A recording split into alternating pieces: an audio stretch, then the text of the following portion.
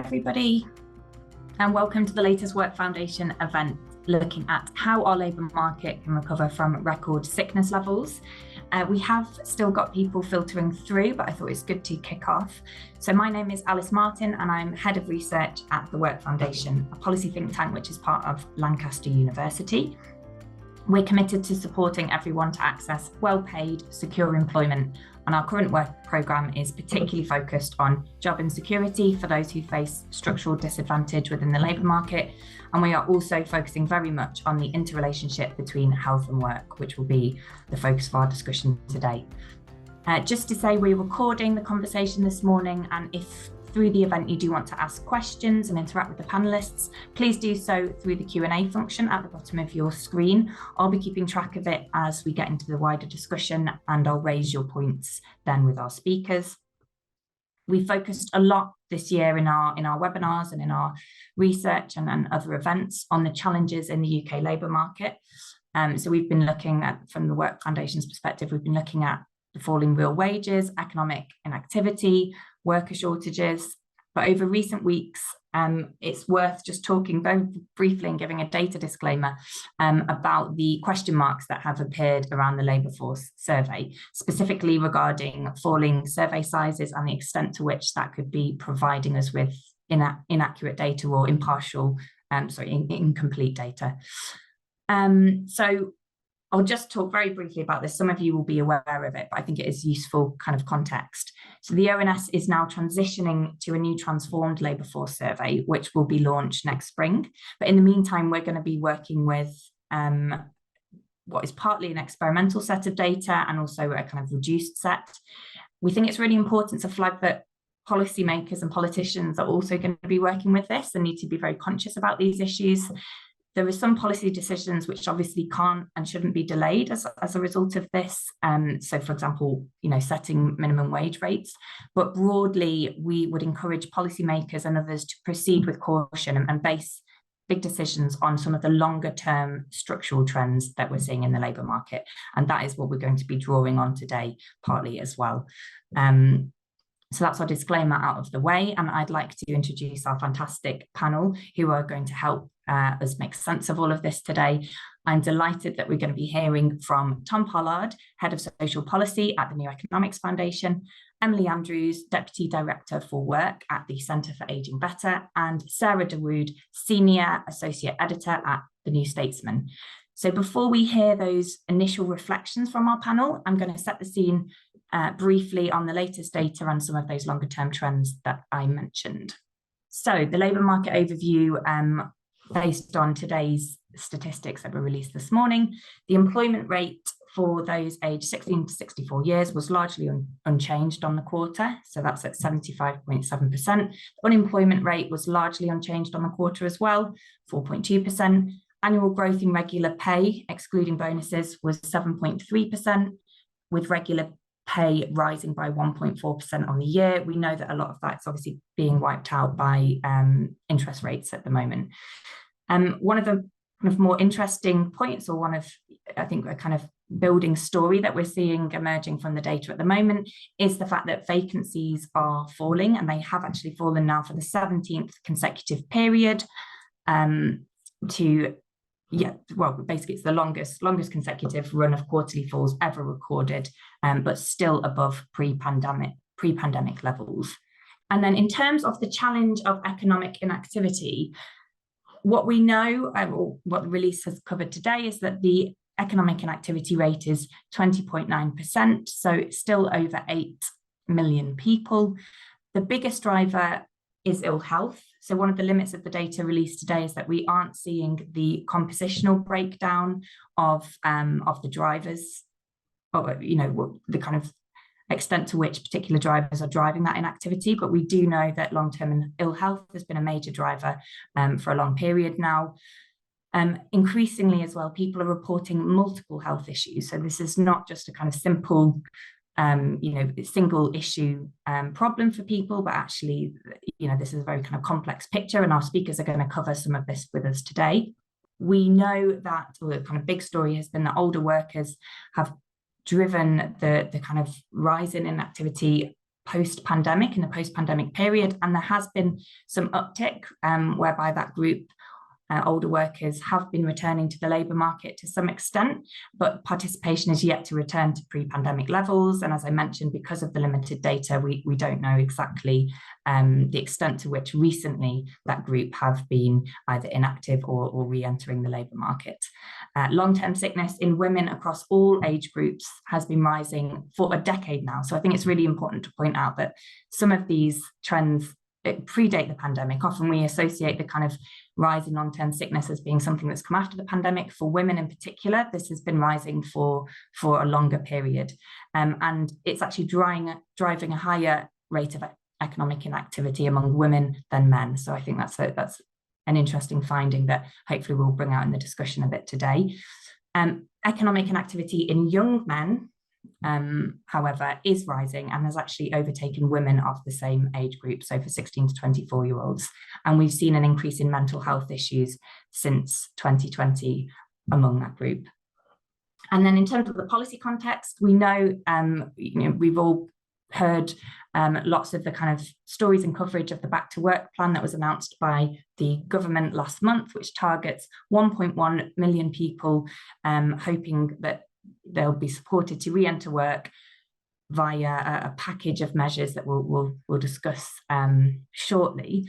But I think it's useful to just question, how realistic that target is in a context whereby we have labour shortages that remain in some sectors. So vacancies are declining generally, but there are labour shortages remaining in some sectors. But these tend to be in very demanding, low-paid sectors, for example, social care and hospitality. We know that occupations with low ability to work from home are more likely to see people leave the workforce due to long-term sickness. So there's an interrelationship there between kind of work quality and work characteristics and people's health. Our own research has shown us that 1.5 times more disabled workers are in severely insecure work than other workers, which points to a structural disadvantage there in the labour market that people with health conditions and disabilities are facing that could well be contributing to inactivity.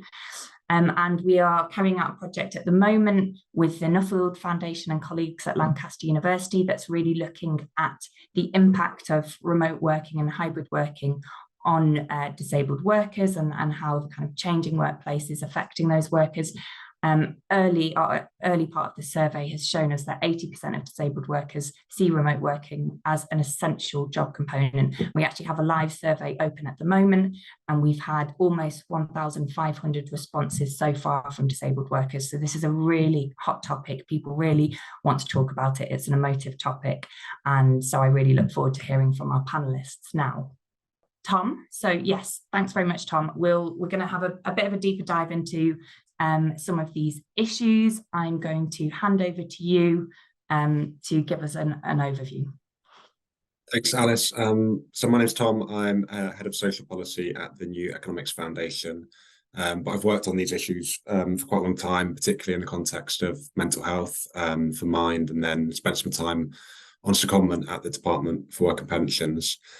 And I've also spent a bit of time working in a frontline capacity as a mental health social worker. So I've kind of seen this issue from kind of multiple angles. I think that point Alice made about it being a kind of longer standing problem than the debate often suggests is really important. I mean, it has become more acute recently in terms of quite a dramatic increase in numbers.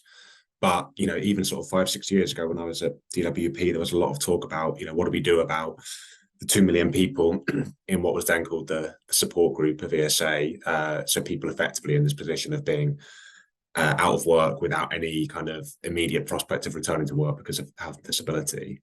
And I think the thing that's kind of consistently been underestimated and misunderstood throughout this kind of whole long history of kind of reassessing people and having new drives to get people back into work is just kind of the complexity of what's going on from a whole range of perspectives, really, both kind of the health complexity, as Alice touched on there, in terms of the range of conditions and barriers people are facing, but also the kind of how that is tied up in a kind of broader kind of economic and social set of circumstances that often hold people back.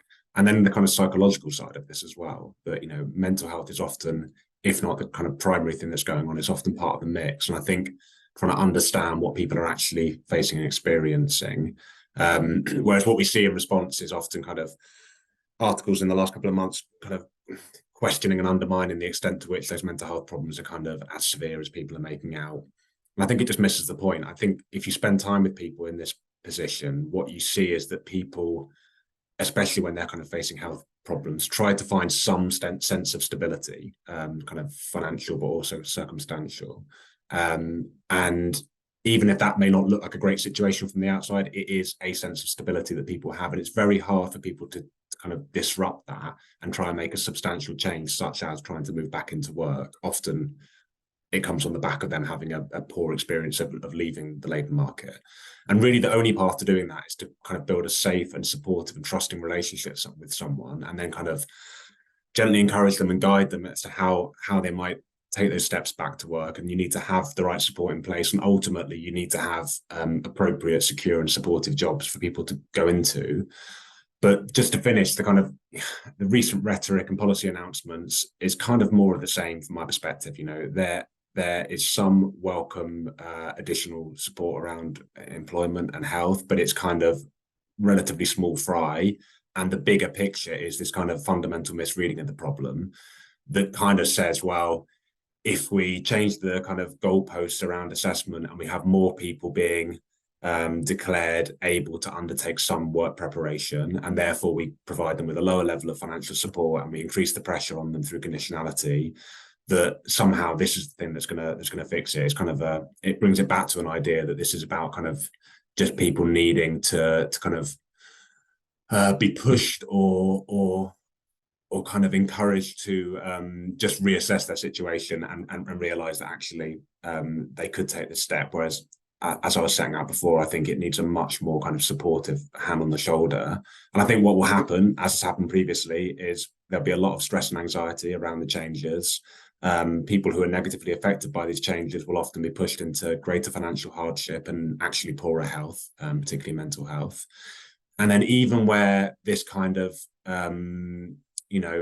pushing people quite hard into work and using both conditionality and low benefit rates as a kind of lever to achieve that, even where it does work in terms of someone getting a job outcome, what we often see is that is relatively poor quality work, low paid, insecure, often leads to people cycling in and out of the benefit system or not moving off the benefit system at all because they're not being paid enough to no longer be on universal credit. So I just think we're still stuck in a very kind of outdated and misguided way of kind of understanding both the problem and the solution, and we do need this kind of fundamental rethink and a willingness to kind of question some of the kind of long-standing kind of shibboleths of benefits policy around things like conditionality if we're going to make some meaningful progress.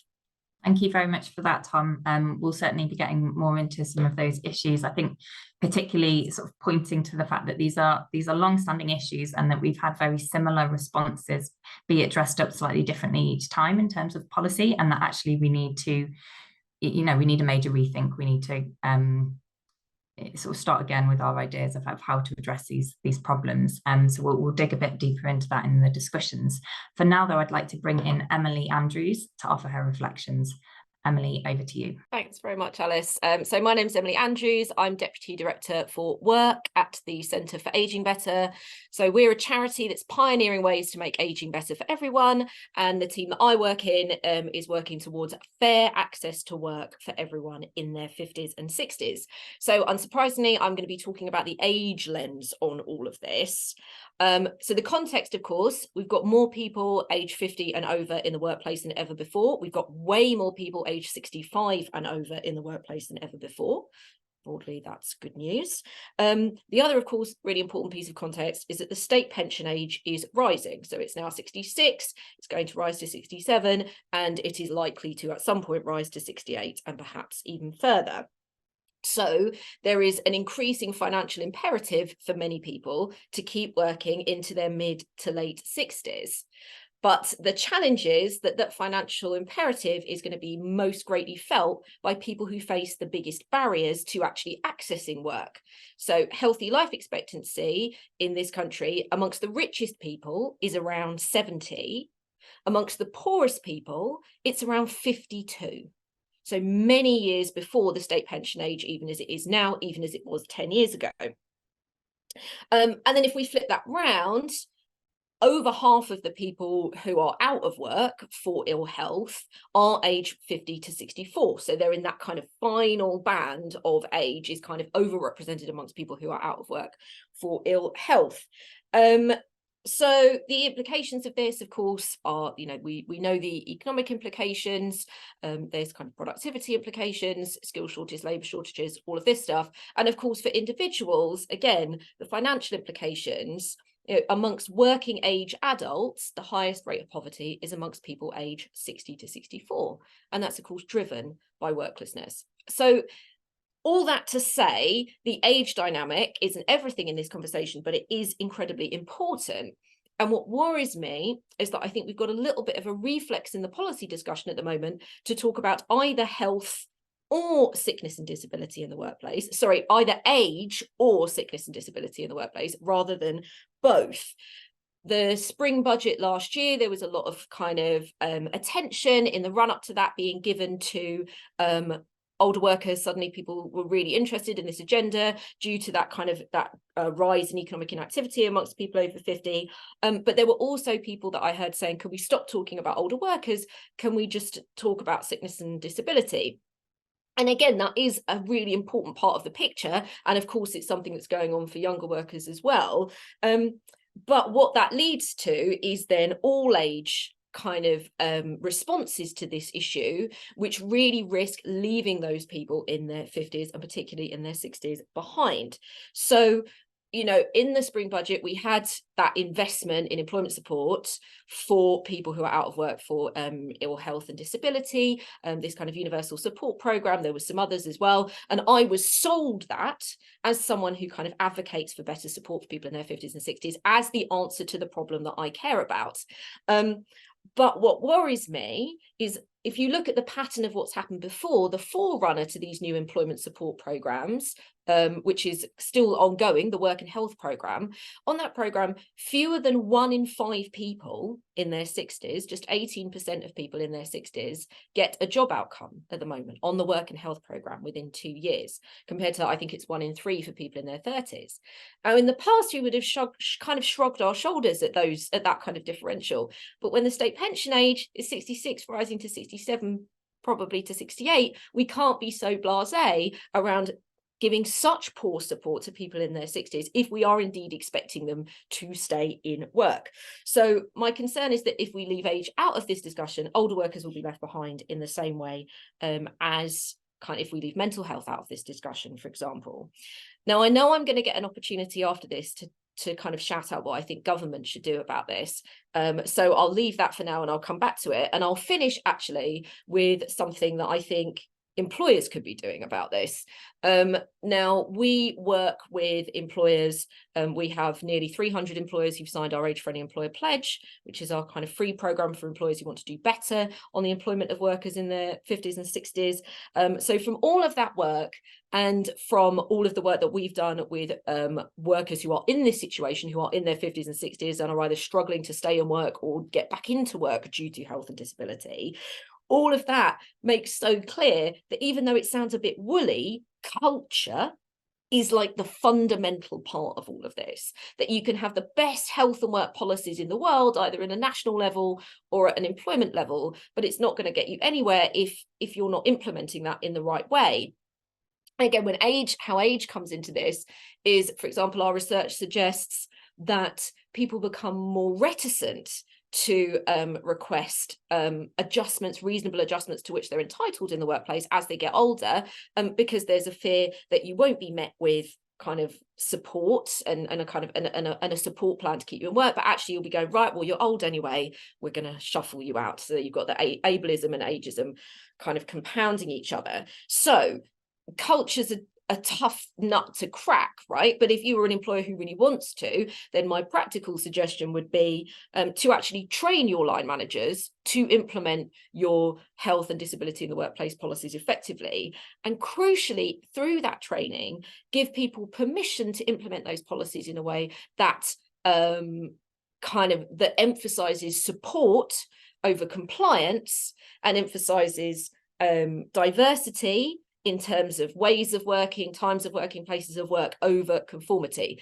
And again, we could say the same thing for the way our benefits and employment system, support systems work, kind of, picking up on what Tom said.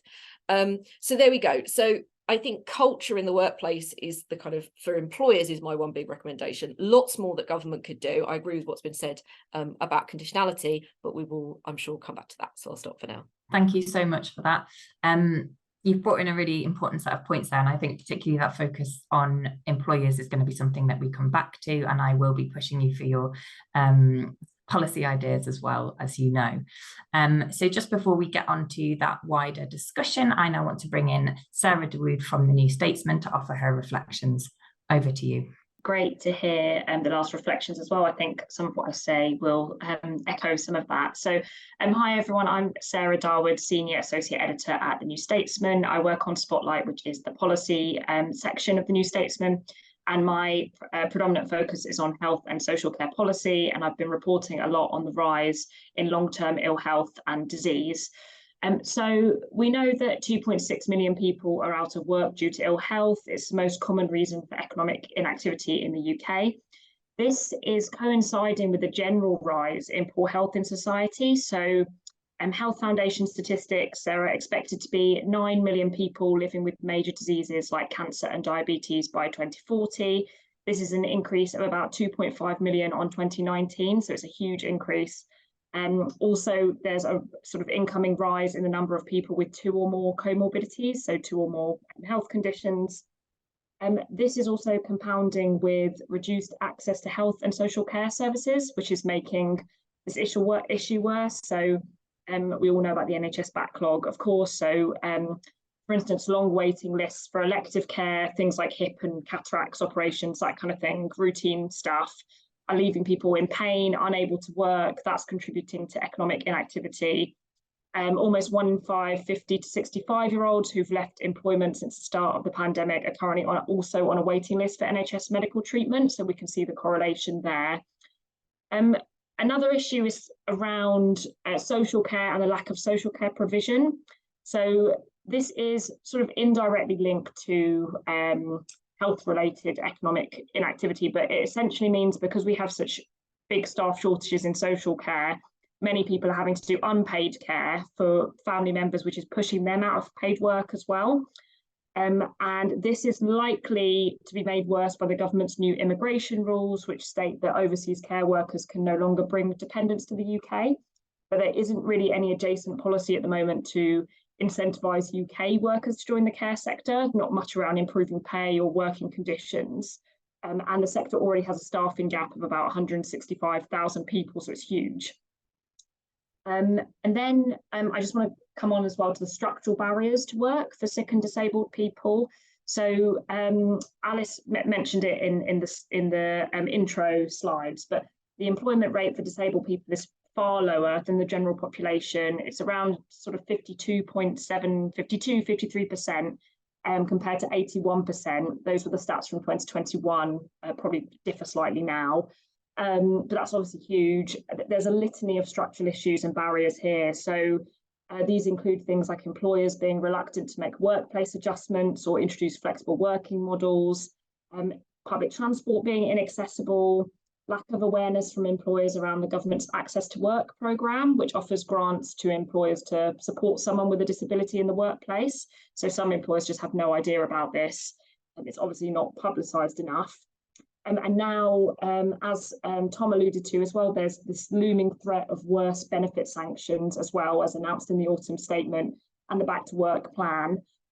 So these have been made even harsher. Disabled people can now have their benefits or other things like free prescriptions removed if they're deemed fit for work or refuse to take jobs offered to them. And I think this rhetoric, from having spoken to disabled people while I've been reporting on this issue, this rhetoric really terrifies disabled people. Many of these people rely on benefits to live, face huge extra costs every month. One woman I spoke to told me that the benefit system feels like a trap and stops her from applying for temporary jobs for fear of not being able to access benefits again after her contract ends. And so really it's sort of pushing people into further economic inactivity. And there were some welcome measures in the statement. So For instance, increasing access to NHS talking therapies, more employment support for people with mental health conditions, better access to training and work coaches. But I think overall, this sort of threat of sanctions is just going to push people further away from employment rather than into it, and make long-term sickness rates worse. And as Tom was saying, there's so much evidence that shows conditionality of benefits is really counterproductive and just drives people to sort of hunker down and retreat rather than experiment with new jobs. So then, just very briefly before I finish, what implications is all this going to have on the labour market and the economy? Well, if we look at health and social care as a sector, we're already seeing huge staff shortages there. Poor pay and working conditions have all led to high rates of burnout, stress, mental health issues. And so key workers are then either going on long-term sick leave, or they're leaving the profession altogether, or they're going abroad to do it. So then this exacerbates the whole cycle and creates this cycle of ill health, where you have more staff shortages in health and social care, higher waiting lists, all leading to worse health in the general population. And I've already mentioned sort of immigration restrictions, the new ones, that's likely to exacerbate the problem, and because of the huge amount of NHS and social care workers who are from overseas, and the existing really large staffing gaps within both those sectors. And I think more broadly, sort of beyond health and social care, this really sort of impacts GDP and the economy. You have reduced employment, you have earlier retirement, you have more money spent on things like paid sick leave by employers while their productivity wanes. I mean, mental health alone, mental health related sickness amounts to about £100 billion annual economic loss. So this is all money that businesses could spend on other things. They could spend it on staff retention, mechanisms like upskilling, training, mental health support. It's also money the public sector could spend on improving public services and investing better in prevention health. So things like tackling smoking, better housing, green spaces, leisure facilities. And I think the impact of all this on individuals and communities, well, ill health leads to early retirement, which overall reduces income, pushes people further into poverty, and ultimately can increase not only life expectancy and healthy life expectancy, but the quality of life as well. So I think just to finish, all in all, we need to understand that health and work are really intrinsically linked. Poor health leads to people being out of work, and the state of employment itself often leads to ill health or long-term sickness. So we need to do a lot more to sort of tackle those structural barriers, and also sort of the overarching work culture in this country, as well as investing more in prevention from an early age. And I think this is going to require huge cross-departmental working. It's not just about the NHS, it's about jobs, housing, clean air, transport, leisure facilities, cooking classes, cooking proficiency, cycle lanes. So yeah, I think that's going to have to be a huge focus following the next election for the next government. That's brilliant. Thank you, Sarah. And now I'll invite everyone back in, and we'll start our discussion. Just to remind all of the attendees here as well, please do put your questions into the Q&A function. We've had a couple, and I'm actually going to use one of them to guide the first bit of our discussion. So whilst I did say I was going to come back to kind of, the policy questions and what ministers should be doing, a few of you have brought in the angle of employers, and actually one of our questions comes directly from an employer asking about what support they can have and what support they need. So yeah, I'll read a bit of the question, and I'll kind of frame this a bit for some of you to come in on. So he's asking because he's a social entrepreneur. He's employed hundreds of people from long-term employment backgrounds before, offenders, ex-offenders, people with mental health conditions, physical and emotional other issues, etc. He felt that Future Jobs was a great program, as an example, but that in no time during that kind of support and since, they haven't felt that they have had the help they need to deal with the kind of pastoral care side of being an employer. And we've heard this in other events that we've been in involving employers, that there is concerns at the moment, partly driven by this sort of government narrative of, we need to get these groups back into work, despite the fact that they have these complex conditions. And employers are feeling unprepared and unready in some cases to do that. I think what we'd probably add to that from the kind of Work Foundation perspective is that also the job quality of what's on offer is just not there yet, and a few of you have mentioned that as well. So I think what I'll do is I'll just put that question initially to you, Emily, because you'd started talking about this, and then if others want to come in as well, that would be fantastic. Yeah, and I'm so glad you asked this question. You know, I really agree. And what's interesting is that when you look internationally, and again, here I'm going to talk specifically around 50 plus employment support programs rather than health and disability ones, but again, the overlap is strong. Employer engagement is a huge part of making these kinds of employment support services right. You know, you can't just focus on the individual if there's no job for them to get into that is actually designed for them. And again, you know, for example, in Germany, where there is a successful program on this, really the brokering with the employer and support to the employer was a huge part of that program. So there's kind of different, so I completely agree that support to small employers in particular is kind of got to be a big part of this. And we've kind of pitched a few different ways into this to government. You know, we've talked about whether you could, you know, we've got 50 plus champions in the job centre at the moment, whether they could be, who are working with individuals. Sort of, there's not many of them working with work coaches really to work with individuals.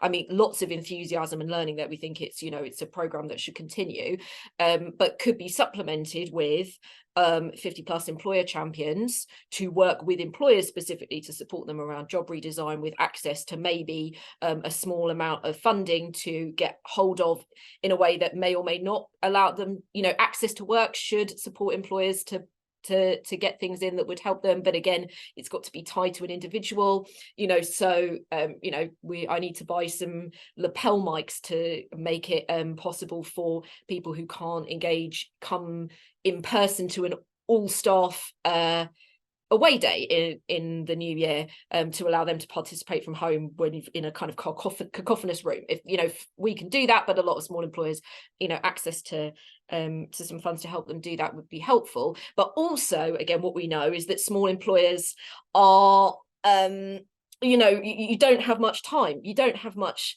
kind of capacity to engage with lots of people. So actually, I think we need to look at the networks in which small employers are already kind of embedded and the people to whom they're going. So there's something around the kind of growth hubs, and again, the future of the growth hubs is a bit uncertain. So these are kind of run by LEPs, and it's kind of business support for small businesses, and it doesn't often feature workplace inclusion. I think much more of that could be kind of it's cascaded through the growth hub. So I think looking at how those kind of business support networks that already exist can be upskilled to then themselves upskill employers around kind of job redesign and inclusive jobs could make a big difference. I'm part of the British Chambers of Commerce has a workplace inclusion commission that they're running at the moment, and I'm kind of hoping that that's going to come through there. So I just plea to anyone to maybe, if you've got thoughts on this, put evidence into that commission as well. Thanks, Emily, and thanks for plugging that too. Tom, I think I'll come to you just to ask, you know, do you think employers are ready, and do you think there's a greater role for government here in supporting employers, and what does that look like? I mean, we saw how effective the furlough scheme was. I think we were all quite kind of surprised at that level of intervention from the government at the time that it came, and there were hopes that might have sparked maybe a different role for the state in supporting good jobs and supporting those transitions in and out of work. We haven't seen anything as ambitious as that since, but I'd be interested to hear from you and kind of what the ambitions of both employers and the state should be in dealing with these issues. I think for things to work, they have to be quite proactive and interventionist. I just think when there's kind of support on offer through a range of schemes that are quite kind of complex to access, and you have to know about it in the first place, and you have to be a kind of relatively conscientious employer who wants to seek out that stuff, you're always just going to get limited take up. So I think things like disability confident, even access to work, and I think there was an attempt at one point to kind of have like a kind of occupational health service that smaller employers could access if they didn't have kind of in-house support. You know, I think all that stuff's positive, but I just think what you see is that kind of relatively good employers who are already interested in supporting their staff will take it up, and lots of other workplaces won't. So I do think we need to think about ways that there can be kind of a more robust intervention. So you could be thinking about things like, I don't know, contracts that are procured by government and the demands that are put on those contracts in terms of levels of support that are in play, and thinking about kind of what are other kind of proactive opportunities to intervene. So if you had a much better model of employment support, so if you look at something like the individual placement and support model, which the government is kind of ramping up a bit and funding more of, and it's specifically around supporting people with mental health problems, a big part of that is kind of brokering a relationship between employers and the person being supported into work, and talking to employers about, if the person's willing for their mental health problem to be disclosed, talking about what sort of support might be needed. I think often what you find is, once an employer can kind of engage with a kind of worked example of a specific person and the support they need, they're more open and receptive then to being able to make those adjustments for other people, because it becomes more tangible and real. But I think more broadly, we also need to think about kind of what are the conditions that make work like sustainable and healthy for people. So things about, flexible working hours, pay, security, all that stuff makes a big difference, and makes an even bigger difference if you're trying to navigate other barriers as well. So having the right to work flexibly, for example. And just finally, I mean, part of the issue here is a kind of mismatch between the assessment of whether someone's notionally fit for work and what that means in the real world. I was involved in some stuff years ago before I was on secondment at DWP. As part of the kind of ongoing review of the work capability assessment, we were asked to kind of come up with an alternative model for the assessment, because we were criticising the current approach. And there was kind of a test process that basically pitted our model against the current model, and had a kind of objective oversight, which was a panel of experts deciding whether they thought people were fit for work. But when we dug into what are the criteria for how they're deciding that, someone was declared fit for work if they could work with a whole range of adjustments, including like fully flexible leave, a kind of full-time support worker. So this kind of like notional idea of being fit for work, if all of this stuff is in place, it's all very well, but if that's not going to be guaranteed, and actually in most workplaces it's a completely unrealistic idea, then someone ends up stuck between this kind of notional definition of fitness for work and a real world experience of what going into the workplace is like. Yeah, that's a really useful point to draw attention to. And I mean, it sounds like the suggestions there for flexible leave and different measures that would actually support people to work are good things. The question is who's actually making sure that those are being implemented, and it sounds like that is where there's a big gap. Just to bring you in on this, Sarah, what do you think are the limits of what employers will do voluntarily in this area to address the challenges, or not necessarily the limits of what they'll do voluntarily, but also what just what they're able to do and what's realistic for them to do, and how much of this does require government intervention? I think just to follow on from what Tom said, I do think there are some easy wins for employers. I think really there should be a big focus on better reasonable adjustments, and that needs to be more holistic, not one size fits all, more bespoke for individuals. And that doesn't necessarily need to be a really sort of resource intensive thing. It could just be having more focus groups, having more sort of one-to-ones or focus groups with individuals to talk about their needs. I think as well, there's a bit of a notion that reasonable adjustments aligns with things that would physically enable someone to be able to work more easily. So for instance, like more sort of remote or flexible working options, and that certainly is the case. But I think there also needs to be an understanding that it's broader than that, and it's things such as working hours, but also working demands, how intensive the job is. Is that something that someone with long-term sickness, long-term mental health issues, or a disability can handle? Can they handle doing the same amount of work in a set amount of time that someone without a long-term illness or disability can? So it's considering things like that, and I don't think that needs to be necessarily very difficult for employers. It just requires more empathetic and one-to-one sort of communication and conversation. I think there are some interesting things that the opposition, that Labour have suggested, one of which is a right to switch off type law, where it would sort of be legislated where I think I might not have this exactly right, but where bosses wouldn't be able to contact, or their contact with employees outside of working hours would be limited. And I think things like that, I mean, areas where you can sort of legislate to improve working conditions overall for sort of the general population would also help people with long-term sickness to also return to work and be better sort of embedded into the workplace.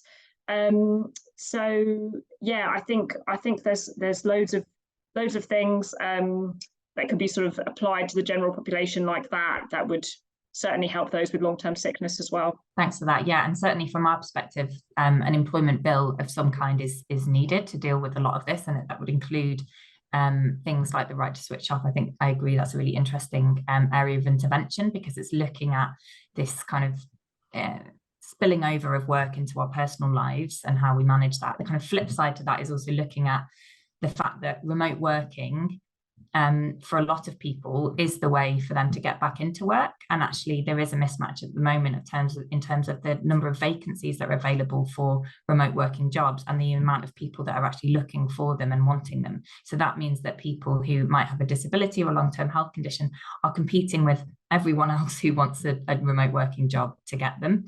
And so there are big mismatches going on there that I think a few of you have pointed to.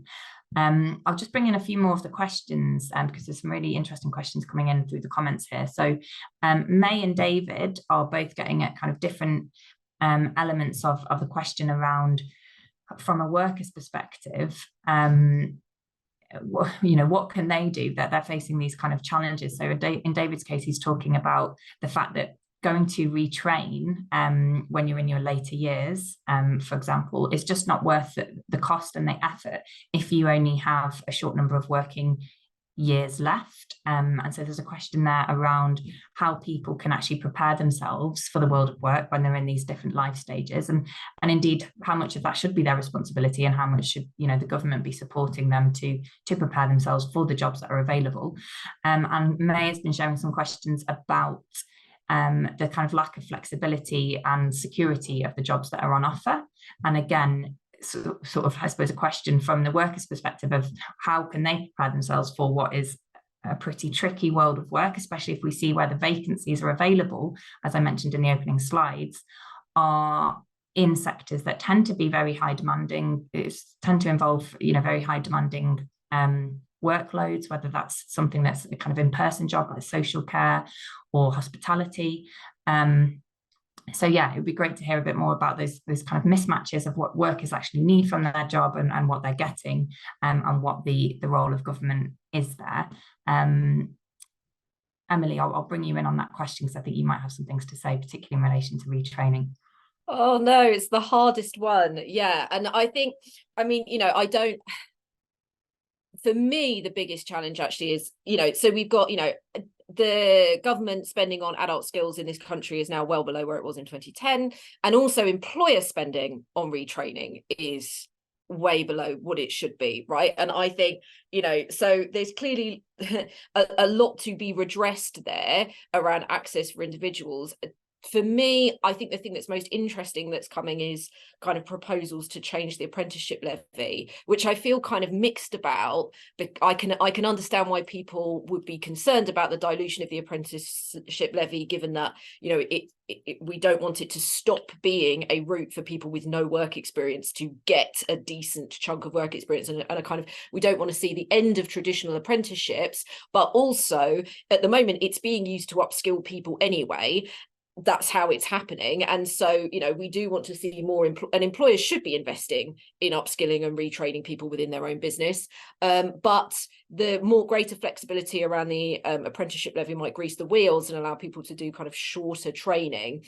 My concern is that at the moment where the government is on this stuff, again, at the budget, we got announced 50 plus returnerships. We were told 50 plus returnerships, and I got briefly incredibly excited. No, 50 plus returnerships is some extra funding on retraining places that already exist, and a web page which says 50 plus returnerships, eligibility 50 plus. How do you apply? Basically, like, find one of these, something on the Skills Academy, and apply for it. Like, it's Statesman Work Academy. It doesn't exist. So I think we're really far away from taking this seriously. So I'd hope for more on that. And what was the second question? It was around part-time working, and what can... Yeah, around the kind of lack of flexibility for some of the more part-time roles, and just a general concern about the kind of insecurity of jobs and the job quality that's out there, which I think is something we've all touched on.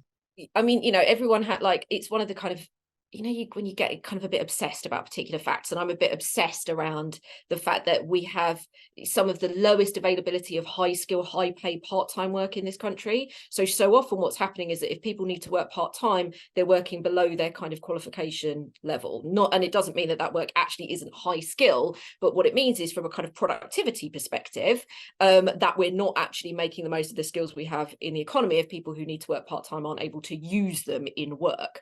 Again, I think there's a role for government to make that happen, is probably messaging to a bit large extent. And again, we've got employers needing to really wake up to everything that they're missing by not making those part-time opportunities available. And that to me seems one of like the biggest nut. If we can crack it, could make a really big difference.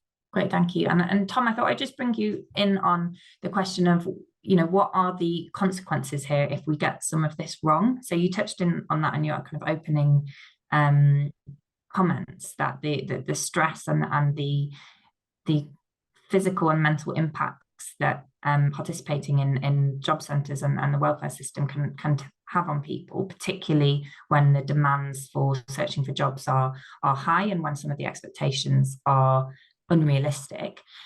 Could you just talk us through a bit more about kind of what some of the unintended consequences could be of the kind of policy direction that the government's going in? I know you've pointed out that this isn't a new direction, this is just a sort of deepening of what we've had for years and years, but if you could just talk us through some of the risks that you see. Well, I think what we're seeing now in many ways is the consequence of this approach. So I think we've got to a place where I mean, as Sarah was saying, there's this kind of like hunkering down and entrenched nature of people's position, because we've had such a long period where the whole kind of approach is quite confrontational and critical of people and puts a lot of emphasis on individual responsibility, and also kind of ups the stakes increasingly, right? So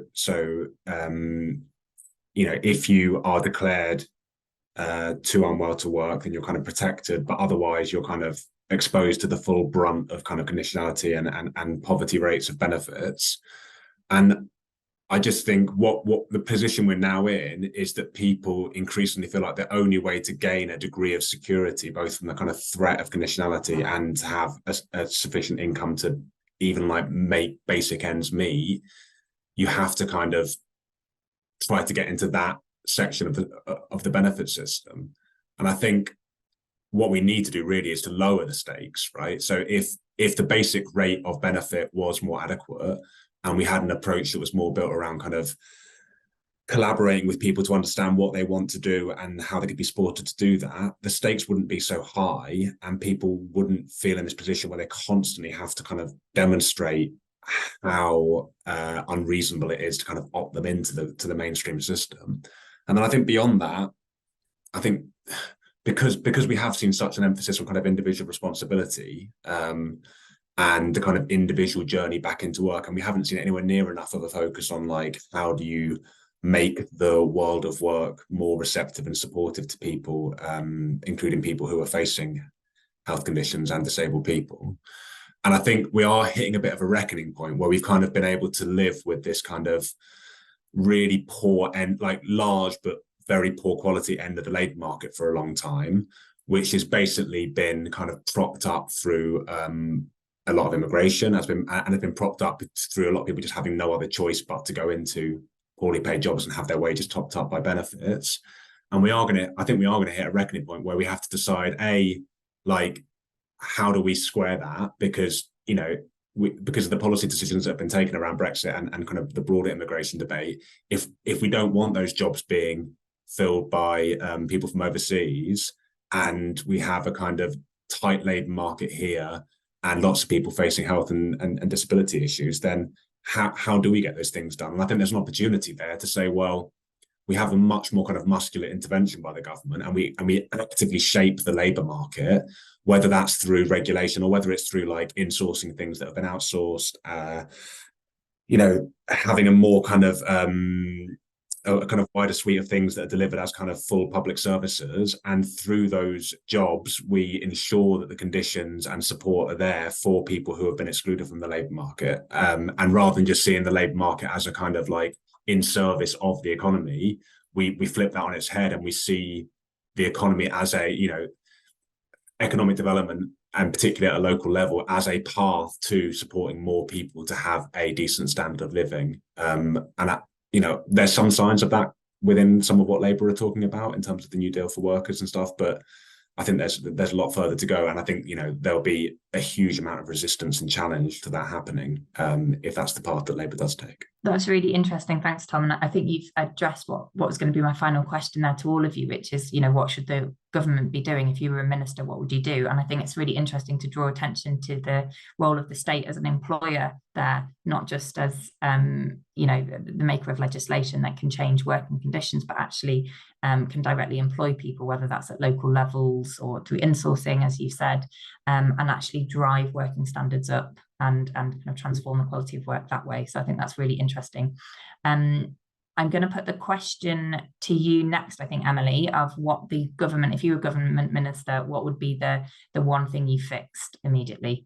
I mean, if I can't do what Tom suggested and, you know, flip the economy on its head in service of the labour market, which is a really nice way of putting it. Something which they could do quite easily and right now is look at the new services which they are spending money on to support people with disabilities back into work. So an expansion of IPS, universal support working well, these programmes that they're paying for. At a minimum, create be transparent about the performance of those services for different age groups, actively scrutinise the performance of those services for different age groups, and actually set specific service standards for people age 50 plus, so that they won't, to stop tolerating such low outcomes for people in their 60s and try and bring it somewhere closer to current levels, and indeed put some evaluation in to understand if that isn't happening, why isn't it happening, and then that might lead you to more of the interventions around job design that we've talked about. So that's the kind of like easy thing. In the longer term, again, there's lots of discussion. I know Labour's kind of interested in changing the way our employment support system works. As part of that, we think we need 50 plus specific employment support programmes, because two reasons. One, all of the co-design work that we've done with people in different parts of the country with different relationships to the labour market who are in this age cohort, all of that co-design suggests that we get attracted to those services that are badged specifically as being for our age. They tell us it's going to be for us. I'm not going to be shuffled out. They are interested in how do you support people in the last 15 years of their work. And also we need 50 plus specific services in order to, I think, drive something better than the abysmal standards that we've got in the moment. And the learning from what does and doesn't work in that is going to tell us so much more around what we need in the labour market. So that's my prosaic ask, but, you know, big asks as well. That's brilliant. Thank you, Emily. And Sarah, just before asking you the same, something I did want to just pick your brain on is the kind of motivation behind these policy announcements from government. So I think we've all kind of agreed that on their own terms, they are likely to fail at getting that number of people back into work, at least in any sort of sustainable way.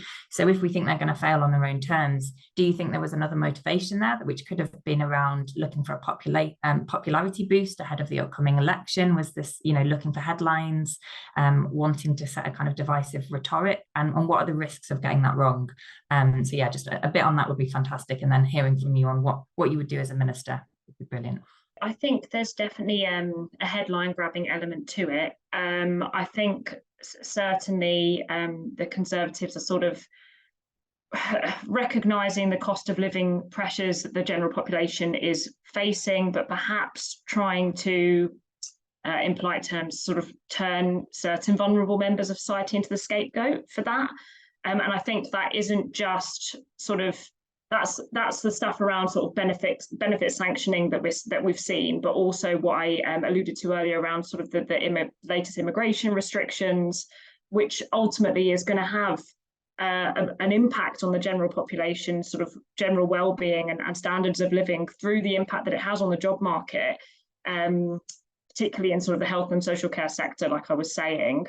yeah, I do believe there's sort of a headline grabbing element to it. I think that in the long term, people will be worse off for it. But I think in the moment where it's possible to sort of shift blame for sort of money mismanagement onto individuals of the population, that's the solution that's been opted for, rather than sort of actually trying to procure more investment or funding into like our crucial public services. Brilliant. Thanks very much for that, Sarah. And I think that probably brings us to a close in terms of time for our conversation this morning. And so I'd just like to say a huge thank you to our panelists for their contributions, and also to all of you for attending. At the Work Foundation, we've got a busy programme of research and events coming up next year, and some outputs probably this side of this year as well. So we'll shortly be publishing some new analysis looking at how insecure work has changed over the 2 years since the pandemic, and also a policy paper looking at how the next government could address zero hours contracts, which we know has been a kind of policy issue and debate that's rumbled on for a decade now, and we're going to argue that something needs to be done. So we're also developing a new research programme looking at some of these connections that we've been talking about today. So the relationship between work and health, and ways that you can actually achieve models of healthy, lasting employment across someone's lifetime. So looking at those kind of transitions and those risks that people face that we've talked about today, and actually thinking about the role of the state and employers in kind of smoothing some of those transitionary periods. So all of our research and events are free to access, so do keep in touch with us. And the best way of not missing out for kind of more events like this in the future would be to sign up to our newsletter. For now though, I will say thank you once again to everyone. I hope you found the discussion valuable, and enjoy the rest of your day.